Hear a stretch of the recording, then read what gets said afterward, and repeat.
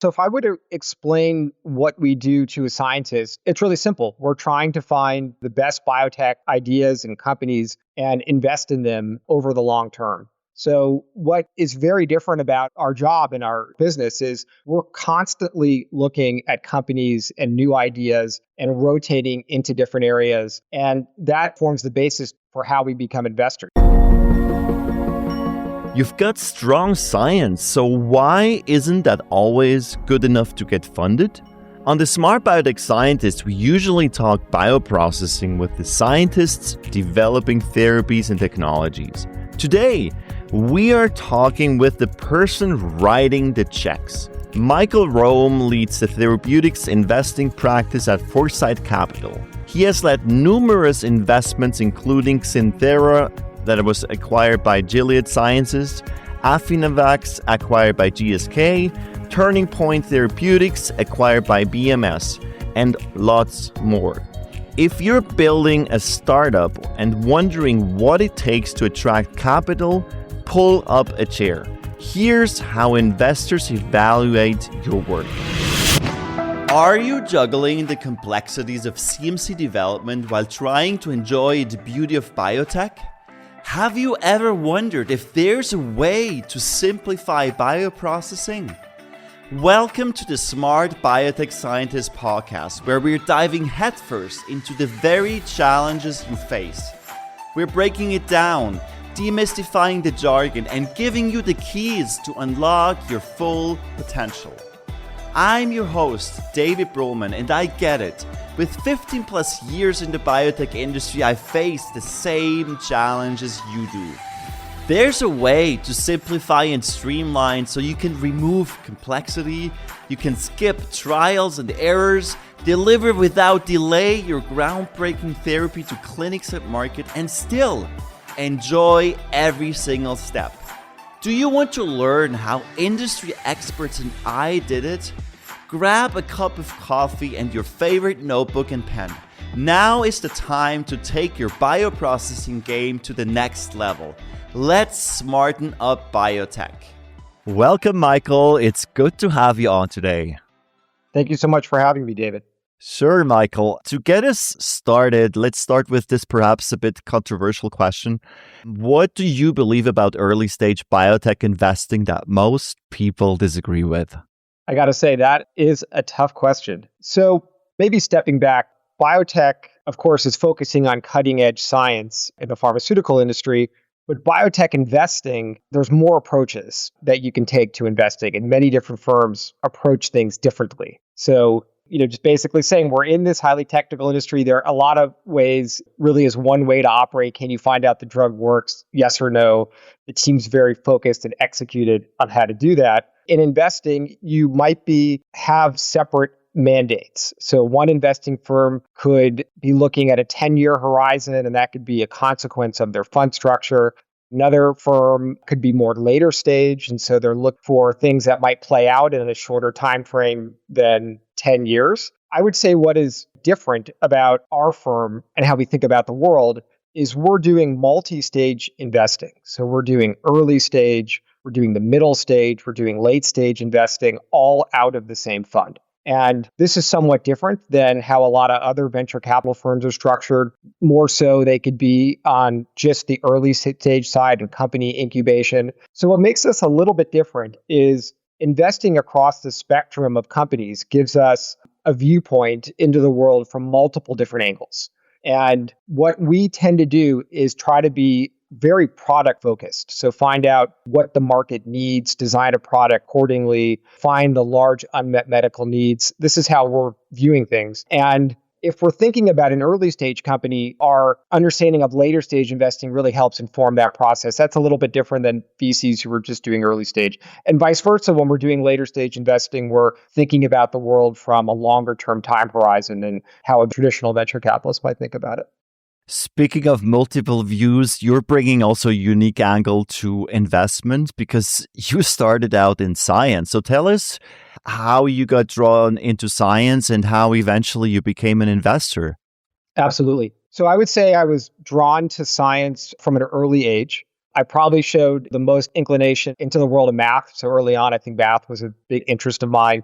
And then later on, biology became my primary focus. I think when I was in high school, I really hadn't decided yet what path I was going to take, whether going a more scientific route or also had interest in economics and politics. So I was really had a broad interest in things. And my father is actually a PhD trained scientist who ran a lab at UCLA for over 40 years. So from an early age as well, I was exposed to a lot of science. I was fortunate. I kind of watched the molecular biology revolution occur. This was probably close to 30 years ago. I remember being around in my dad's lab and understanding better what experiments were going on and using E. coli to express protein. So saw that molecular biology revolution. So I always thought that was interesting. And then when I got into college, it really solidified for me and wanted to have an understanding of things, not only from a mathematical angle, but really the broad picture of biologies. That is kind of my background and how I got involved in science. And then I started working in a lab when I entered college. So I had a lot of lab experience and decided to do my PhD in biochemistry. So I was an undergrad at UCLA studying molecular cell developmental biology, had experiences in labs like neuroscience and microbiology, so pretty broad background, but then drawn a little bit more to the quantitative side. So I went on to get my PhD in biochemistry from Caltech in the departments both in biology and chemistry. And what was informative for me at that time was I really found out my passion wasn't necessarily sitting at the bench and doing experiments and pipetting, all very interesting. But for me, that wasn't the main appeal. What I really liked was understanding what was going on in the field. Journal club was probably my favorite time being in graduate school, getting to analyze papers and pose ideas. And likewise, things like having lab meetings where people present and trying to interpret data and problems. That's what appealed to me. And I got this sort of sense probably early on in graduate school. And then at the same time, always had an interest in what was going on in the biotech field. I think that's less talked about in academia, and you kind of have to go on your own and really explore the biotech industry. And I started doing that early on. So I would say when I thought about career paths, biotech was much more appealing than an academic career. And so I started leaning towards that direction very, very early on. And what finally pushed you over the line into investment? What was that?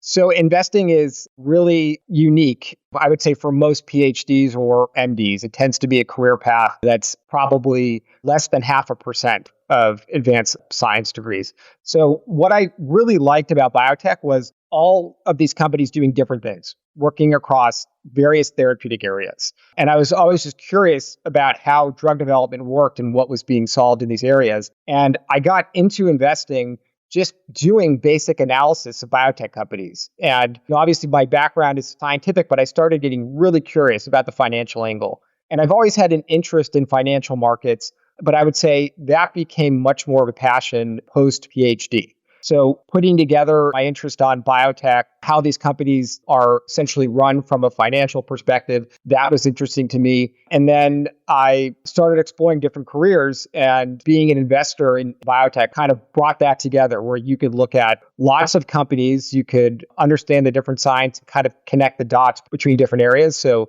that's where investing really appealed to me. And I'll say, as far as getting the training to be an investor, I probably spent 2 years or so understanding, when I was the tail end of graduate school, understanding things like how to make a financial model and how do you value companies, especially when their drugs are very long dated. So using a framework economically, building a discounted cash flow model, which is sort of how these things are valued. All of that was very interesting. And so it really fit in for me to go down the investing path.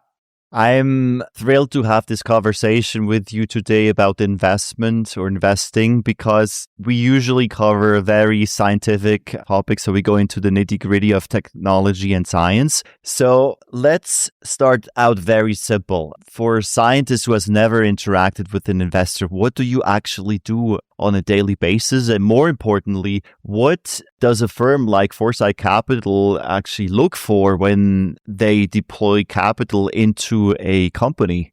So if I were to explain what we do to a scientist, it's really simple. We're trying to find the best biotech ideas and companies and invest in them over the long term. So what is very different about our job and our business is we're constantly looking at companies and new ideas and rotating into different areas. And that forms the basis for how we become investors. I mean, this is a challenge in our sector, maybe something you find in the tech sector, that change is happening so rapidly. And if you look at how things were, say, in cancer care like 10 years ago, and you look at where we have now, where you have close to 50% of all cancer therapies are now things that were developed in the past 10 years, it really underscores how much change is occurring in our sector. So what would be different than a day-to-day job as a scientist is we're constantly changing topics, looking at different things, talking to anywhere from, my team talks to probably 10 companies a day right across different time zones, including the US and Asia. So rather than being a traditional scientist, you tend to be very focused on your project. We're sort of looking very, very broadly at many topics.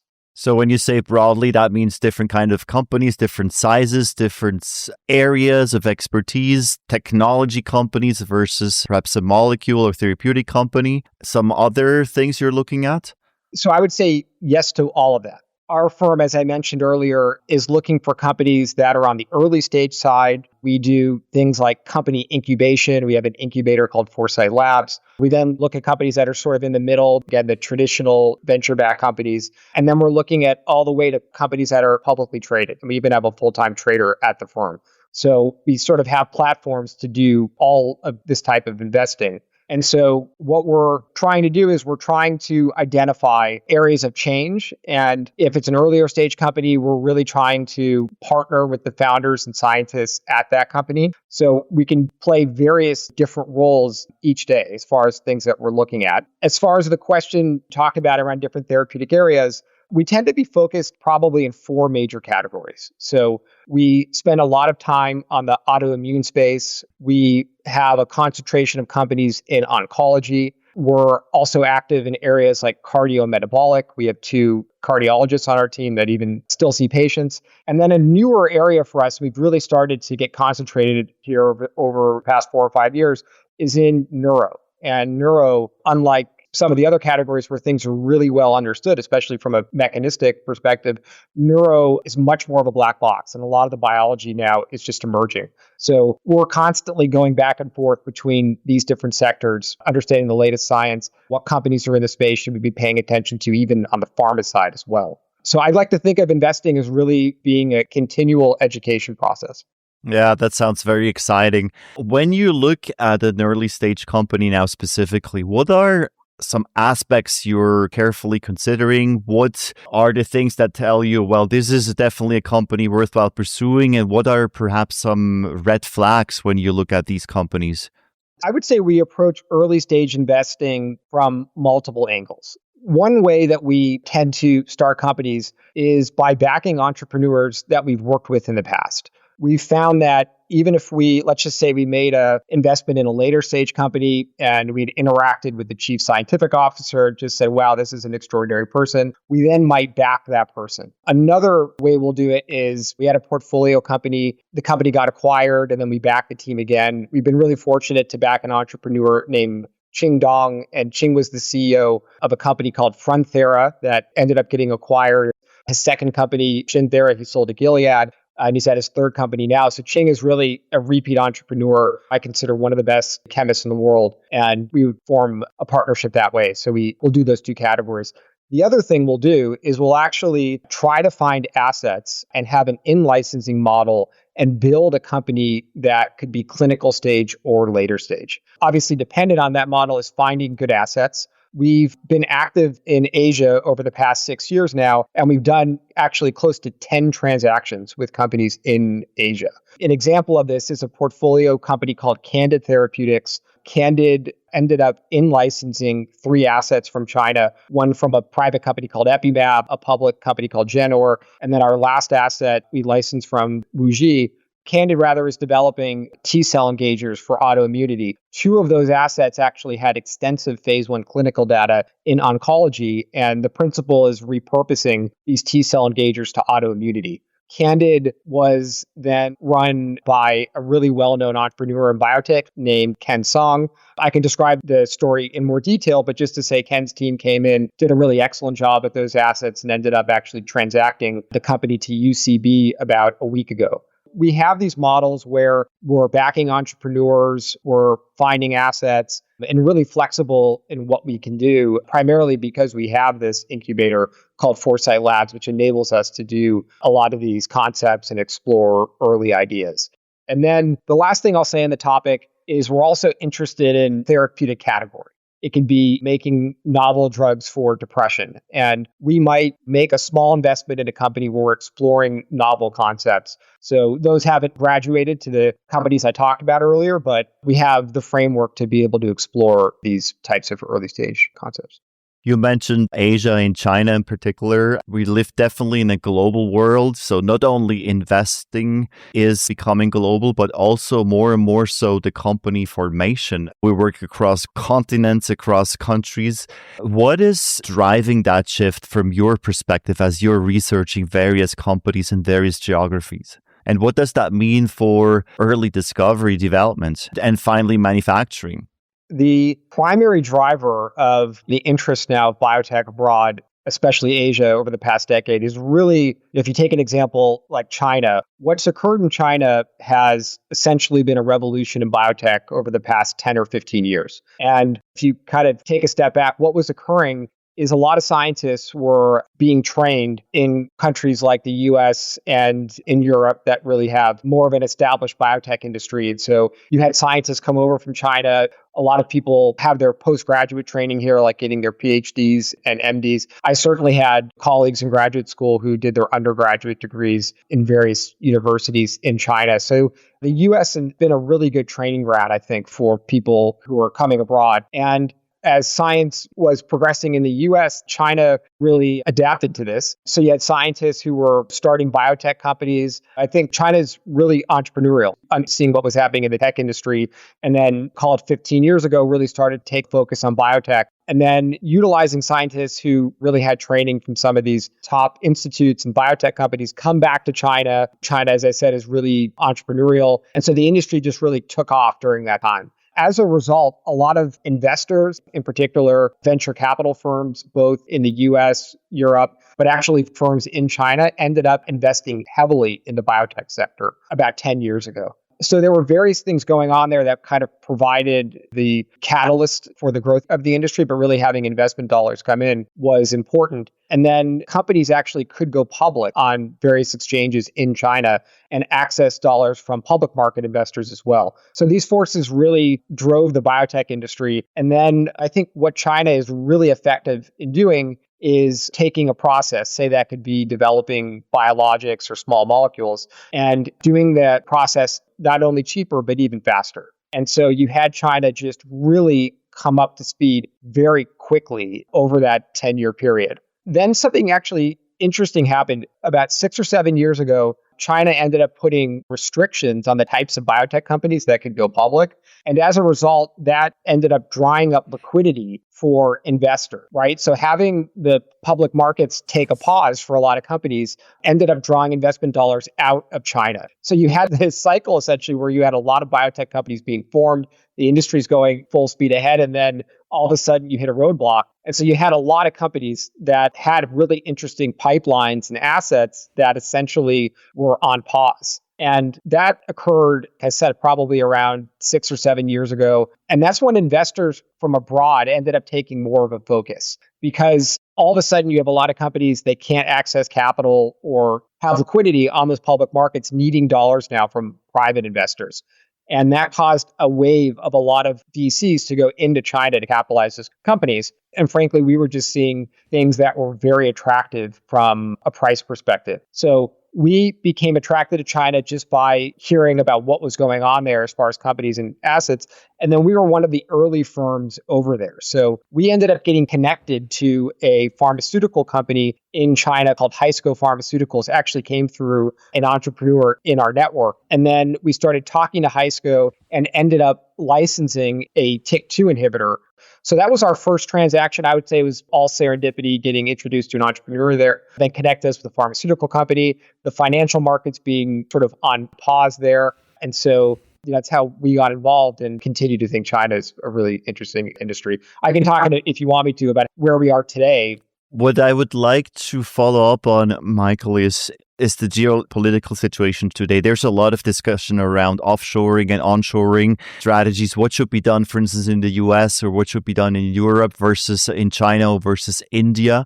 What should still happen today in a Western country like the US? And what are the things that you should absolutely outsource to other geographies in order to speed up development and work in a much faster way, not only development, but also to bring the therapeutics into clinics finally and to the patients?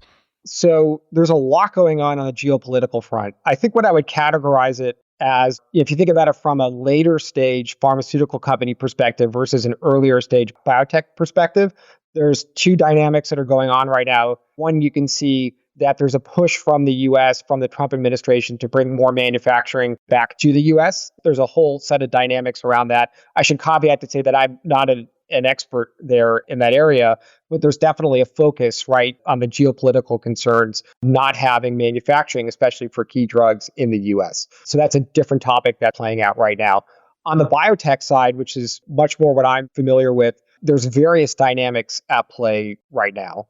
I would say the biggest issue that the US and China have focused on is the US is concerned about more US clinical data or patient information being accessed by other countries, and you sort of have like a privacy issue. So there's been, I would say, more focus on that side for biotech. There was legislation actually that came out towards the end of the Biden administration, which really limited the availability of clinical data on US patients. So that's been a focus. I would say a less of a focus, but getting more attention now, are drugs that were developed in China that were then brought over to the US. And what we're fundamentally worried about, or what the various people in the industry have been worried about, is are we going to put US companies at a disadvantage because we're licensing technology from the US? And so that really is the primary concern on the early stage biotech side. And I think just to talk about that, if that's helpful, when a drug is licensed from China, and in most stages, these are early stage drugs. They could be in phase 1, or they could be in late stage preclinical, or even the data could have been generated in China first. What's important to understand there is those drugs, if they're licensed by a US company, particularly like a US pharma company, they're going to be spending the majority of the drug development expense doing US clinical trials. The FDA mandates that you have over 50% of your patients be in the US. And so you're spending upwards of $500 million on late stage clinical development, all in the US. So even though you had a drug that was originally developed in China, I think the bulk of the biotech spend tends to be on that later stage clinical. And then there could be an argument that you wouldn't have that type of spending if you didn't license the drug in the first place. So I think there's definitely some validity to that. And then on the earlier side, what's occurred in the biotech industry is, I would say, 80% of companies I see having some degree of their R&D in China, whether they're using CROs like Pharmaron to do small molecule work, or WuXi to do tox studies for a biologic. We're seeing a lot of US companies do that now. And the answer is very simple. It's a lot cheaper in China to do those studies than elsewhere. And so I don't necessarily see the US biotech industry being disrupted by these trends. I think what we have now is an industry that is very synergistic with what is going on in China. And so I see more drug development being enabled when both sides are working together. As far as the geopolitical risk, we haven't seen anything specific there that would limit US-China partnerships. I almost think about it like Apple. So Apple employs, I think it's like 5 million people or something in China. So there's huge synergy there. And I think having that kind of cooperation can lead to more good, in particularly getting drugs to patients. That's a wrap on part 1 with Michael Rome. We've started to unpack what investors at Foresite Capital really look for, what shapes their thinking, and how the world of biotech investing is evolving. In part 2, we go deeper into the harder questions about funding, timelines, and what separates the teams that make it. Thank you for tuning in. Please leave a review on Apple Podcasts or your favorite platform, and I'll see you next time. All right, smart scientists. That's all for today on the Smart Biotech Scientist podcast. Thank you for tuning in and joining us on your journey to bioprocess mastery. If you enjoyed this episode, please leave a review on Apple Podcasts or your favorite podcast platform. By doing so, we can empower more scientists like you. For additional bioprocessing tips, visit us at smartbiotechscientist.com. Stay tuned for more inspiring biotech insights in our next episode. Until then, let's continue to smarten up biotech.